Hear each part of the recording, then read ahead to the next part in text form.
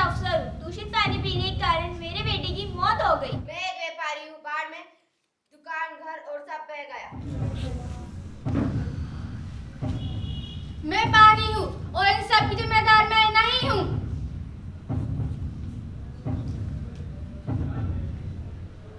अरे आप लोग लड़िए बस, अपना काम करिए, चलिए चलिए। मंत्री जी आपका डायलॉग बोलिए, महाराज की एंट्री है। महाराज की एंट्री? हाँ हाँ। महाराज की जय हो। महाराज की जय हो। महाराज की जय हो। महाराज की जय हो। महाराज की जय हो। महाराज की जय हो। मंत्री जी, शिकायत करने वाले लोग आ गए? जी महाराज। जिनके बारे में शिकायत आई है, क्या उन लोगों को भी यहाँ बुला लिया गया है? हाँ महाराज, आज सब शिकायतें हवा और पानी के बारे में है, वे पास ही में है।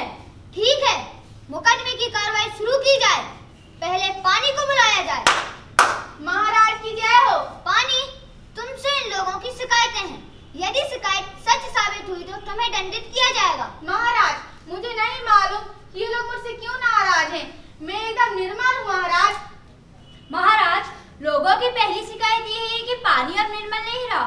ये नदियों और नहरों के साथ बहकर गंदगी और बीमारियां सब जगह पहुंचा देता है। महाराज, ये लोग पहले की तरह पानी की रखवाली नहीं करते हैं। पशुओं को जोड़ में तैरने देते हैं। पशु अपनी गंदगी तालाब में छोड़ देते हैं।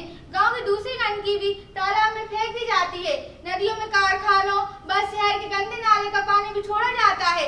महाराज, में अपने आप गंदा नहीं होता। आपके पास इसका क्या जवाब है? महाराज, यहाँ तो मान लिया, पर कहीं बरसना कहीं नहीं बरसना, या तो इस पानी की मनमानी है। नहीं महाराज, मुझे पानी की मर्जी कहाँ चलती है। जहाँ ढलान हो, जहाँ का माहौल अनुकूल हो, वहाँ तो मुझे जाना ही पड़ता है। इन लोगों ने पहाड़ियों को काट कर वहाँ मैदान बना दिए हैं, वन नष्ट कर दिए हैं। ऐसी जगह पर बरसात कैसे हो सकती है? वर्षा न होने के लिए भी यही लोग जिम्मेदार हैं। अच्छा, तो ऐसी बात है, तो बीमारी और अधिक वर्षा के लिए कौन जिम्मेदार है? जो बादल बना है वो तो बरसेगा ही। फिर जहाँ वर्षा का पानी बहना चाहिए, जहाँ नदी बहनी चाहिए, जहाँ मेरे सुस्ताने की पुरानी जगह होगी, वहाँ तो मैं जाऊंगा ही। ऐसी जगहों पर लोगों ने घर बना लिए हैं, ऐसे में तो घर डूबेंगे ही। मैं इनकी बनाई गलियों नालियों में घूमता रहूं, यह कैसे संभव है? महाराज, हमारा गांव सदियों से ऊंची जगहों पर बसा हुआ है। हमने नीची जगहों पर कोई घर नहीं बनाया, लेकिन इस बार फिर हमारा गांव बाढ़ का शिकार हुआ है। महाराज, पानी तो आप मूंद कर चलता है। नहीं महाराज, मैं देख कर चलता हूँ, कभी तो ढलान की तरफ जाता हूँ, कभी ऊंची जगह पर चढ़ने की कोशिश नहीं करता हूँ। ये लोग जानते हैं कि इनके गांव के पास एक पहाड़ है। पहले उस पहाड़ पर बहुत से वृक्ष होते थे। मैं पहाड़ से उतरते समय उन वृक्षों के बीच में से होकर पानी के रास्ते यहाँ नदी तालाबों में बहता था। अब इन लोगों ने पहाड़ से वृक्ष साफ कर दिए हैं। वहां से मैं उतरता नहीं हूँ, बल्कि लुढ़कता हुआ नीचे आता हूँ। मुझे खुद पता नहीं चलता कि मैं नीचे कहाँ गिरूंगा। और कोई शिकायत? तुम्हारी चुप्पी इस बात की गवाह है कि तुमने भी इन कानूनों को मान लिया है। तुम्हारा भला इसी में कि तुम अपनी गलतियां सुधारो और पानी को निर्मल तथा उपयोगी रहने दो। जी महाराज। धन्यवाद महाराज। महाराज की जय हो। महाराज की जय हो। महाराज की जय हो। महाराज की जय हो। महाराज की जय हो। महाराज की जय हो। महाराज की जय हो। महाराज की जय हो। महाराज। मंत्री जी,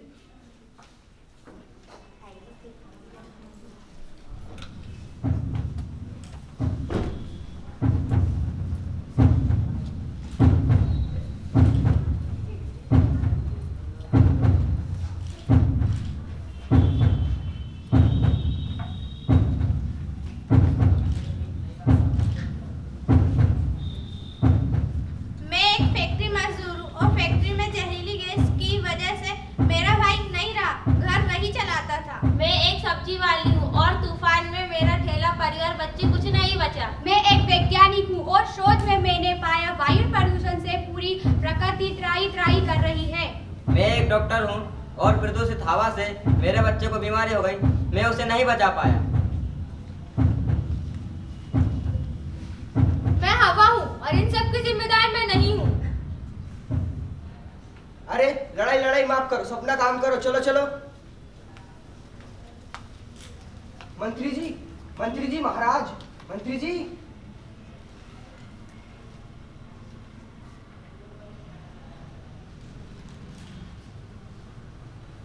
महाराज की जय हो, महाराज की जय हो, महाराज की जय हो। मंत्री जी, हवा के प्रति लोगों की क्या शिकायतें हैं? महाराज की जय हो। महाराज, आजकल हवा में खुशबू नहीं होती, यह हर समय बदबू फैलाती है। महाराज, यह आरोप झूठा है। बदबू के कारण तो मेरा जीना कठिन हो गया है। अपने आप में मेरे पास ना तो खुशबू है और ना ही बदबू। पहले ऐसा नहीं होता था, पर आजकल के लोग मरे हुए पशु पक्षियों को यहाँ वहाँ फेंक देते हैं। उसके कारण मैं बदबू वाली हो जाती हूँ। इनके कारखाने से निकली गंदगी और गैसें मुझ में घुलकर दूर तक फैलती रहती हैं।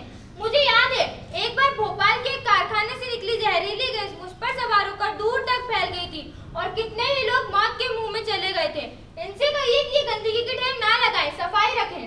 लेकिन तुम अचानक चलकर हमारी आंखों में मिट्टी डाल देती हो, सब कुछ तबाह कर देती हो। इस काम ने तुम्हें न्योता दिया था। चलना मेरा काम है, आपके होते तो लो। मैंने चलना बंद कर दिया। अरे अरे अरे अरे, हमारा नाराज मत हो। धीरे धीरे तो चलो, सांस लेना मुश्किल हो रहा है।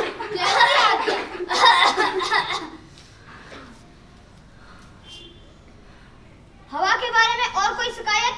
महाराज, हम अपने घर साफ सुथरे रखते, पर हवा आंधी बनकर आती है और हमारे घर रेत कूड़े से भर देती है। हवा तो है, पर आंधी क्यों? महाराज, आंधी से इनका मतलब मेरे तेज चलने से है। वैसे तो मैं हर समय बहती रहती हूँ, पर जब इन्हें गर्मी लगती तब ये पंखा चलाकर मेरी गति बढ़ा लेते हैं। उसी तरह जहाँ भी हवा कम होती है, मैं वहाँ तेजी से जाती हूँ। जब मैं तेजी से जाती हूँ तो रेत, मिट्टी, कूड़ा आदि जो भी हल्की चीजें मेरे रास्ते में होती है, वहाँ मेरे साथ उड़ने लगती हैं। ये अपने घर और दुकान की सफाई करके कूड़ा घर के आसपास सड़कों पर या गलियों पर फेंक देते हैं, जो मेरे साथ उड़कर खेतों में फैल जाती है और फसलों को नुकसान पहुंचाती है। इसमें मेरा मन बड़ा दुखी होता है। मैंने सबकी बात सुनी है। लोग हवा से दुखी तो है, पर कसूर हवा का नहीं है। सभी लोगों को साफ सफाई की आदत अपनानी होगी, तभी हवा दूषित होने से बचेगी। हमें चाहिए कि हम हवा और पानी को अपना दोस्त मानकर उन्हें नुकसान ना पहुंचाएं। इसमें ही हमारा भला और बचाव है। जी महाराज। धन्यवाद महाराज। महाराज की जय हो, महाराज की जय हो, महाराज की जय हो।